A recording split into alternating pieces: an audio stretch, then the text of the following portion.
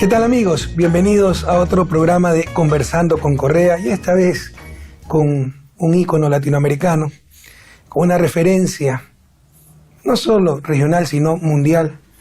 En lo personal, un queridísimo amigo, pero más que amigo, maestro de vida, todo un estadista pero también un filósofo. Me refiero al gran José Pepe Mujica, ex presidente de Uruguay, pero también eterno luchador por la justicia social en el continente más desigual del planeta, América Latina. Bienvenido, Pepe, muchas gracias por aceptar nuestra invitación. Encantado de estar acá, poder saludarte y volcar alguna reflexión que de pronto sale buena o regular. Contigo siempre salen muy buenas. Y mira, si estás de acuerdo podemos hablar un poco sobre los derechos humanos. Tú eres un protagonista de la historia latinoamericana y un testigo, pero directo, de los tiempos de represión, de tortura, de persecución que pasó en nuestra América y que ojalá no vuelvan, aunque en cierta medida están regresando. Pepe estuvo 13 años encarcelado, torturado, estuvo varias veces encarcelado, pero el mayor periodo fue 13 años. Y pese a eso nunca perdió la esperanza. Creo que en su gran corazón no hay cabida para el odio, para el rencor. Conversábamos antes de iniciar el programa, me decía, aprendí mucho. Aprendiste mucho, Pepe, y nos enseñaste mucho. ¿Cómo definir la situación de derechos humanos en el mundo actual, en nuestra América? Una vez los hombres se sacaron de encima el derecho divino, aquello de que los dioses descendían de... Los reyes descendían de los dioses, el aspecto nobiliario, y cosa curiosa. Y es curioso la cuenta pendiente que quedó. Como decían aquellos jacobinos, queremos la igualdad, no solo ante la ley, sino bajo el techo de la casa donde vivimos. ¿Verdad? Y esta es la quimera y el sueño y la utopía que viene moviendo en sus luchas la humanidad hace 200 años. Hay uno de los grandes... Aprendimos una cosa, la igualdad de derecho es estupenda con respecto a lo que había, pero no es suficiente en las sociedades modernas porque hay más iguales unos que otros. Igualdad entre los que ellos consideran iguales, porque ese es uno de los graves problemas. Los valores expresados y los valores practicados. Todos dicen defender los derechos humanos, pero otra cosa es lo que se practica. Hay un ejemplo histórico, ¿no? Mira qué palabras más bellas. Nosotros defendemos estas verdades porque son evidentes en sí mismas. Que todo hombre nace libre, con derecho a la felicidad, igual, etcétera, etcétera. Algo similar a lo que te acabo de decir. Eso es parte de la Declaración de Independencia de los Estados Unidos, uno de los documentos más bellos de la historia de la humanidad, cuyo principal autor es Thomas Jefferson. Pero resulta que Thomas Jefferson era propietario, las últimas investigaciones dicen, de aproximadamente 600 esclavos. Y te aseguro, Thomas Jefferson era un tipo brillante y una buena persona. Pero en su formación no podía entender que los esclavos también eran seres humanos, también eran personas. Y ese es el problema, por ejemplo, que ocurre con las élites latinoamericanas 200 años después. Cuando hablan de libertad, hablan de su libertad. Cuando hablan de igualdad, hablan de igualdad entre ellos. Pero van a apoyar un gobierno que le dé mejores escuelas a los hijos de sus empleadas domésticas. Pero van a asesinar a un presidente que intente darle las mismas escuelas que a sus hijos, a los hijos de las empleadas domésticas. Entonces, son valores que se expresan, pero no se practican.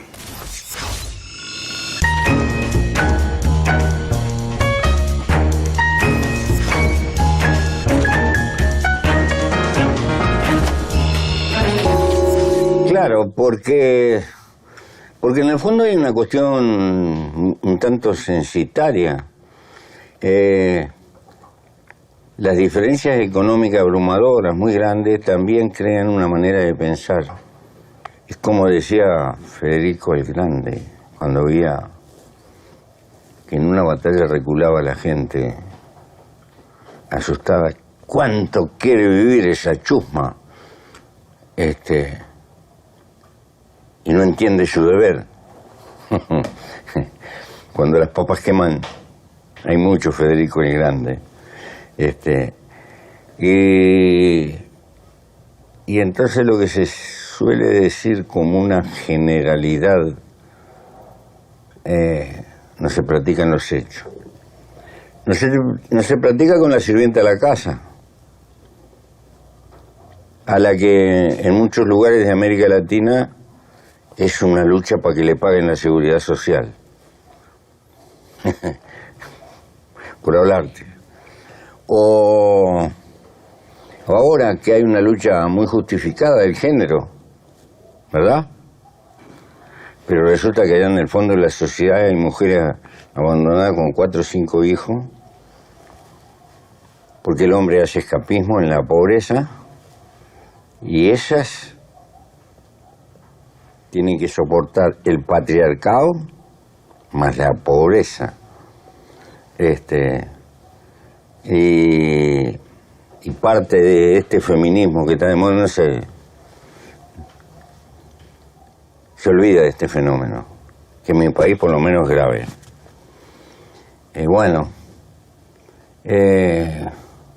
¿Sabes una cosa? El bolsillo parece ser el órgano más sensible de la especie humana. No de todos, pero de mucha gente, por suerte. Y entonces la tabla de los derechos humanos debe de atravesar la malla indeleble de las expresiones del bolsillo. Sí, hay cosas increíbles, ¿no? En América Latina sobre todo, pero en otras partes, especialmente, lastimosamente, del mundo en desarrollo, cuando el bienestar de uno se basa sobre la espalda, sobre el malestar del otro.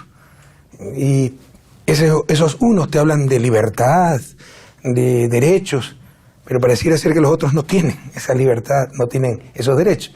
Tú diste un gran ejemplo, las empleadas domésticas, que en mi país yo las llamaba las esclavas domésticas. Cuando yo llegué al gobierno, ganaban por ley la mitad del salario básico. Teníamos que entender que las empleadas domésticas comían la mitad que el resto. Tenían tan solo una tarde libre cada 15 días. Obviamente no tenían derechos laborales, sobresueldos, etcétera, afiliación a la seguridad social. Y no era un problema de recursos, que así hubiese sido un problema de recursos, tú no puedes vivir sobre la explotación del resto. Era un problema cultural, porque tú podías encontrar la mansión más lujosa, más opulenta, pero el cuarto de la empleada doméstica, porque además las empleadas que se llamaban puertas adentro, trabajaban 24/7, vivían con la familia y a las 2 de la mañana tenían que levantarse a servir el agua, hacer esto, etcétera. Y el cuarto de esa empleada era atrás del cuarto de máquinas, sin ventanas, sin baldosas, un cuarto extremadamente elemental, más pequeño que el vestidor. Son cosas que yo vi, que el vestidor del cuarto principal. Entonces ya no se trataba de falta de recursos, se trataba de mentalidad. Nuestras élites deben entender que todos tenemos derecho a vivir igual, que todos tenemos derecho a comer igual, que todos tenemos la misma dignidad. Te insisto, el ejemplo de Thomas Jefferson, terrible, pero fue hace 200 años. Pero temo que eso pasa frecuentemente el día de hoy con las élites latinoamericanas.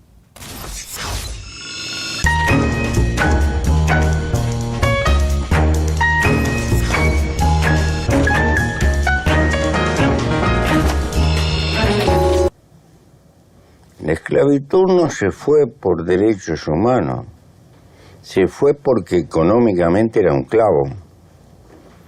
Más valía tener trabajadores libres que cargaban con su suerte y no cargar con la propiedad de algo que había que mantenerlo, y como era caro había que mantener su salud y todo lo demás, no por derechos humanos, sino por una pérdida económica. Sí, lo del esclavismo es un gran ejemplo de la doble moral y cómo se maneja todo en función de intereses, ¿no? Estados Unidos dicen que es la democracia más antigua del planeta, pero tomó 100 años de democracia, entre comillas, para abolir la esclavitud y 100 años más para que los negros tengan al menos formalmente los mismos derechos que los blancos. Sí. No coincido totalmente con tu visión de por qué se abolió la esclavitud.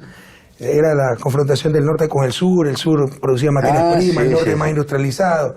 Entonces era mano de obra barata, gratis para el sur. Pero se han dado muchos ejemplos históricos de doble moral, de, insisto, decir una cosa y practicar otra. El principal instrumento latinoamericano y uno de los principales del mundo, derechos humanos, un instrumento precioso, es la Convención Interamericana de Derechos Humanos o Pacto de San José.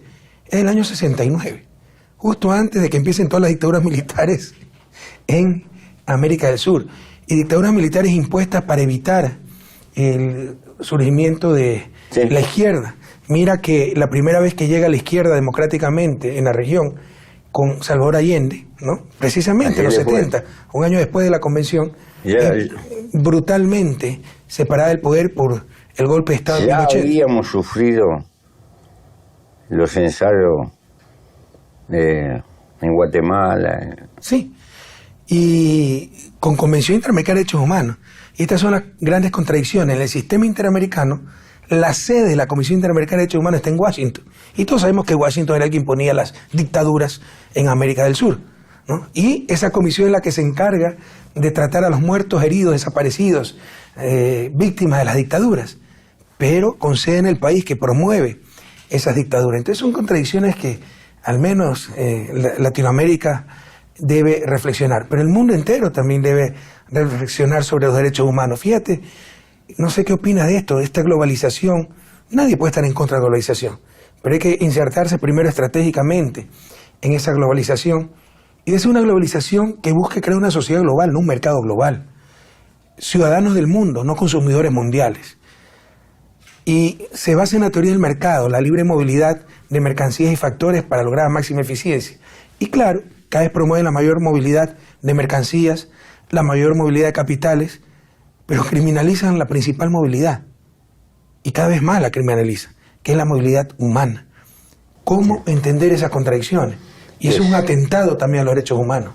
Es tal vez el peor desde el punto de vista masivo de lo que se está viviendo hoy. La discriminación que existe, la resistencia en Europa para aceptar inmigrantes. Lo que está pasando con los africanos. Una África que fue descuartizada, que se la repartieron en Europa, fundando respectivos imperios coloniales, que fue saqueada hasta el infinito.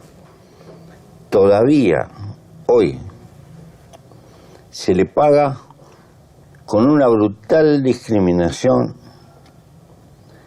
y sin un esfuerzo de tratar de ayudar a África para que solucione sus problemas más graves. Derechos humanos son mujeres que caminan 5 kilómetros para conseguir 2 baldes de agua en África subsahariana, y que no se pueda solucionar en el mundo de hoy el problema del agua para el consumo humano. No es un problema de África, es un problema de la humanidad entera. Se necesita una globalización contra eso. Pero tú te caes de espalda cuando uno se entera que el 40% del trigo que produce Alemania lo exporta hacia África. Con esta diferencia: el trigo alemán está subsidiado, porque si no sería imposible producir trigo a los precios del mercado mundial. Está subsidiado. Y después se le prestan a los africanos recursos para que compren, y con lo cual perjudican a los agricultores que trabajan en el sorgo, etcétera, etcétera, en la pobre África, ¿no? Esas son las contradicciones que tiene la política contemporánea, que globalmente vista desde el punto de vista de los derechos humanos es realmente espeluznante. Lo que está pasando en el Mediterráneo es criminal. Mi país es muy pequeño, tú lo conoces. Pero tiene años que recibió 40.000 emigrantes. Sí, un ejemplo para el mundo. 40.000 emigrantes por año. Y ahora es una historia. Semejantes países tienen un problema que no pueden.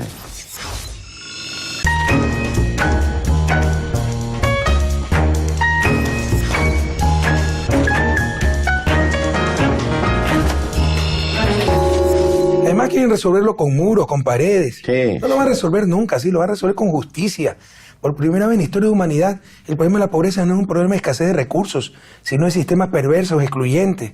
pero Además que muchas veces son responsables de esas situaciones, porque también hay muy poca gente deja su tierra natal por voluntad propia. No, deja por Son necesidad. exiliados de la pobreza o de la violencia, como en el caso de Siria. Entonces los que crearon ese conflicto tienen que corresponsabilizarse, pero no asumen esas responsabilidades.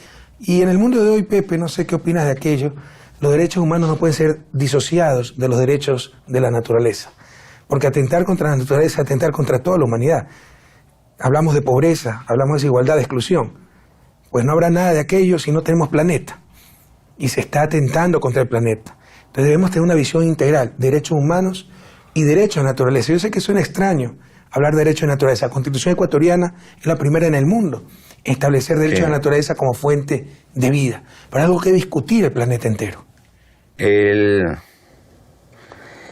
Lo que pasa que nuestro modelo civilizatorio, dibujado por esa fuerza creadora y destructiva formidable que logró el capitalismo, que domesticó a la ciencia y lo puso al servicio del incremento tecnológico y a para multiplicación del mercado y de la ganancia, ha desatado también una cultura subliminal que cubre todo el planeta, que prioriza el éxito económico por encima de cualquier otra cosa como valor. Y entonces ha dejado de lado la heridas que le está causando a la naturaleza como si no tuviera responsabilidad. Y crea esta situación fantástica del hombre. Él nunca tuvo tanto conocimiento, tanta cultura, tanto capital ni tantos medios como tiene hoy. Y nunca pudo organizar desastre tan grande como el que está organizando fervorosamente por todo el planeta, poniendo en juego la vida de la especie y de todo lo que nos acompaña. Porque es parte de la globalización darse cuenta que pertenecemos al pequeño reino de las cosas vivas, que es infinitamente pequeño ante la magnitud del silencio universal. Pertenecemos a ese bloquecito que tal vez tenga cosas por ahí flotando, pero no tanto. Y que este problema de defender la vida en general, en primer la de la especie, eso, es tal vez la misión más importante que tenemos, la única justificación de que la naturaleza nos haya dado conciencia.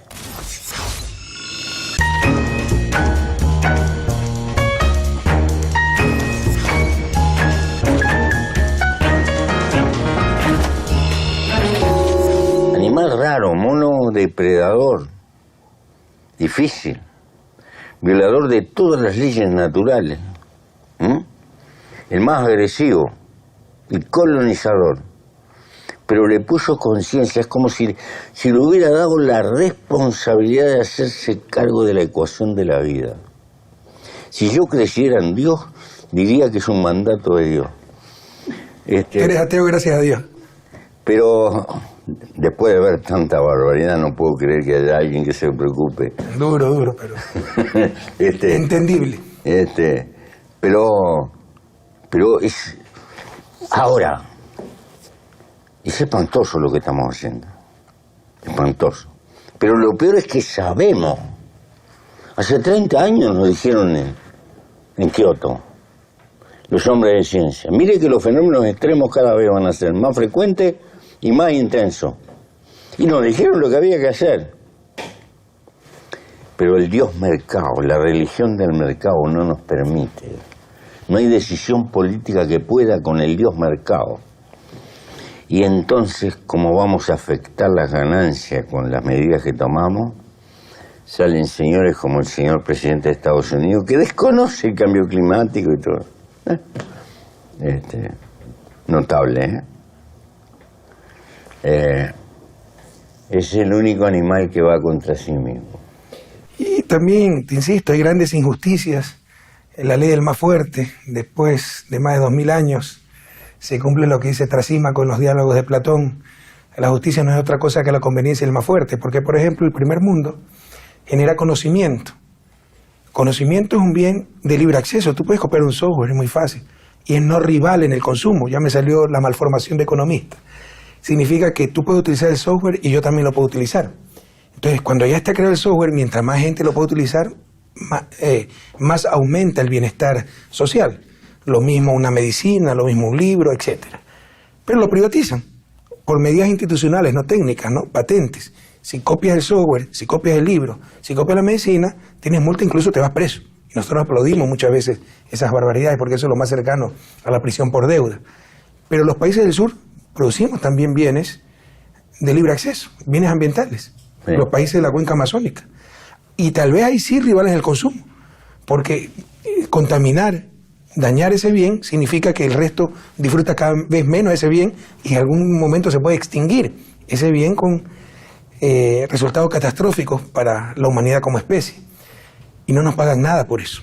Y no te firman Kioto. Y no aceptan las COP21, las cumbres climáticas, etc. Si nosotros fuéramos los consumidores de bienes ambientales, los que estuviéramos dañando el planeta, ya hace rato, y ellos, los que produjeran bienes ambientales, hace rato hasta nos hubieran invadido para exigir una compensación.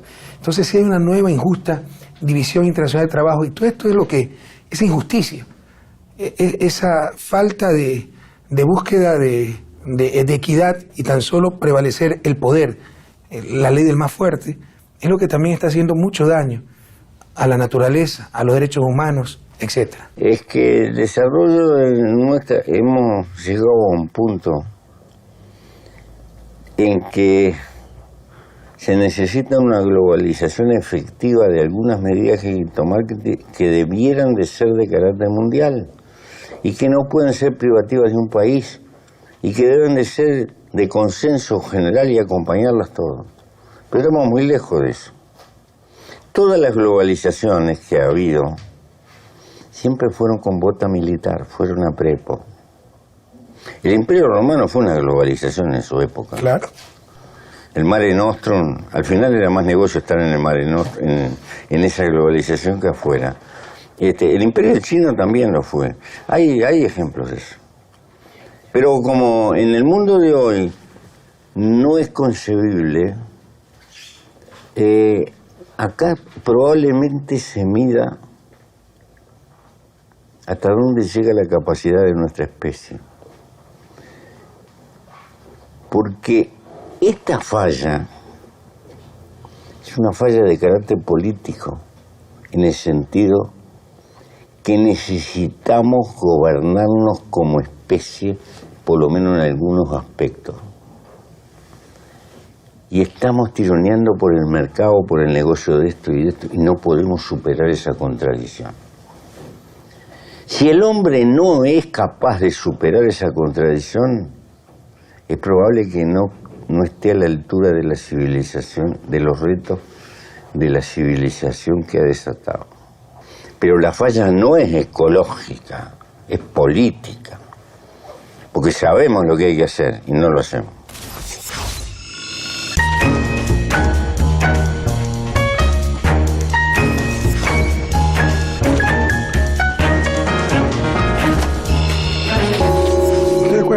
Pero creo que en el siglo XXI no podemos hablar de derechos humanos, claro, sin hablar de derechos de la naturaleza, o si tú quieres, el derecho de las futuras generaciones de disfrutar de esa naturaleza. Sí, sí. Pepe, tú viviste en carne propia esa América Latina represiva, esa América Latina de las botas militares, de desaparecidos, de torturados, de inmenso dolor. ¿Qué tienes que decirle a las nuevas generaciones al respecto?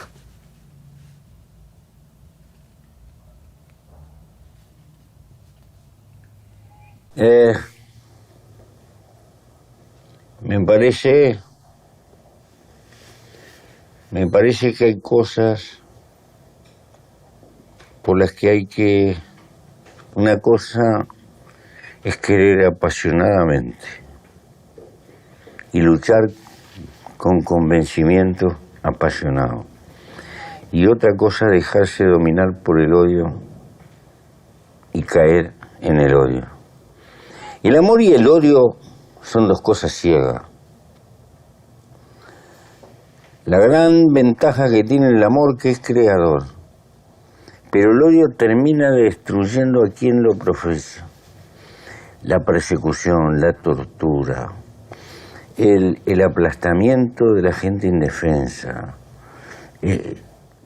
son ofensas a nosotros mismos. Si aquel que se cree fuerte y practica esto, en realidad está pagando un precio él mismo. Se degrada del punto de vista del hombre.